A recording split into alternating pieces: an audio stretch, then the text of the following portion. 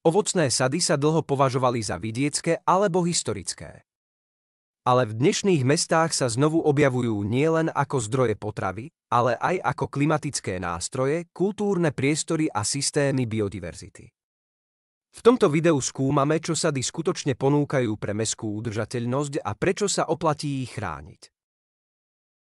V starovekej Perzii a v rímskych mestách boli sady súčasťou usporiadania víl a mestských nádvorí, nielen kvôli jedlu, ale aj kvôli tieňu, postaveniu a vôni.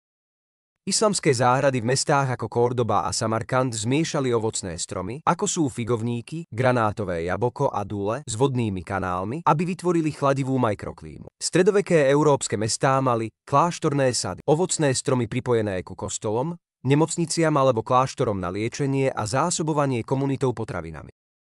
Mestské sady opäť rastú potichu.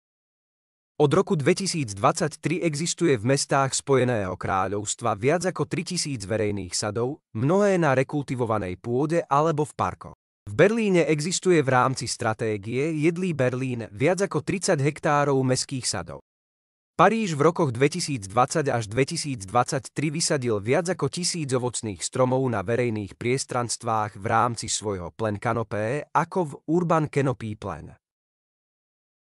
Zrelý sad môže absorbovať až 20 tón oxidu uhličitého na hektár ročne, najmä ak je vysadený krycími plodinami alebo lúčnou trávou. Mestské sady pomáhajú zmierňovať tepelné ostrovy. Podľa Bolonskej univerzity môže jeden ovocný blok v letných dňoch znížiť teplotu vzduchu o 2 až 3 stupne Celzia. V mestách ako Miláno a Madrid boli mestské sady integrované do systémov na zmiernenie povodní v mestách so špongiami, čím sa zlepšila infiltrácia pôdy až o 60% v porovnaní s pokosenými trávnatými parkami. Európa v minulom storočí stratila viac ako 75% svojich tradičných odrôd sadov v dôsledku komerčných monokúl. Sady zachovávajú tradičné, miestne odrody prispôsobené špecifickému podnebiu, ako je slovinské jablko bobovec alebo francúzska odroda Reinet Clochard. Program Európskej únie GenRes zdokumentoval viac ako 500 ohrozených druhov sadov, ktorým hrozí vyhnutie v dôsledku zmeny využívania pôd. Sady sú živou bankou semien a kultúrnym archívom nielen systémami na výrobu potravín.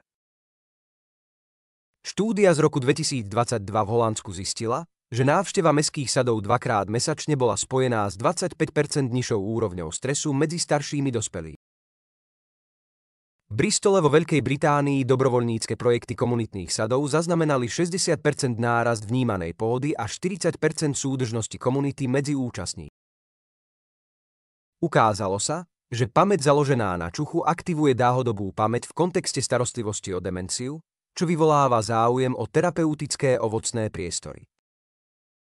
Tradičné sady v Európe sú teraz klasifikované ako prioritné biotopy v rámci stratégie Európskej únie v oblasti biodiverzity do roku 2030. 1 hektár rôznorodého sadu môže uživiť 25-40 druhov vtákov, 5 druhov netopierov a viac ako 1500 druhov bezstavovcov podľa Univerzity Komenského Natural England. Staršie sady s rozpadajúcim sa drevom ponúkajú jedinečné mikrobiotopy pre včely a chrobáky hniezdiace v dutinách, niečo, čo upravené parky neposkytujú.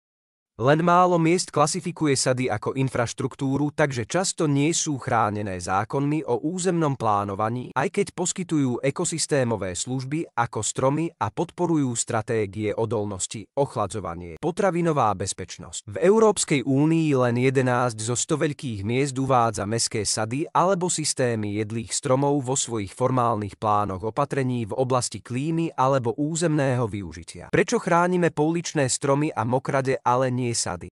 Preskúmajte ekologickejšie modely a vzdelávacie zdroje na www.inokids.eu.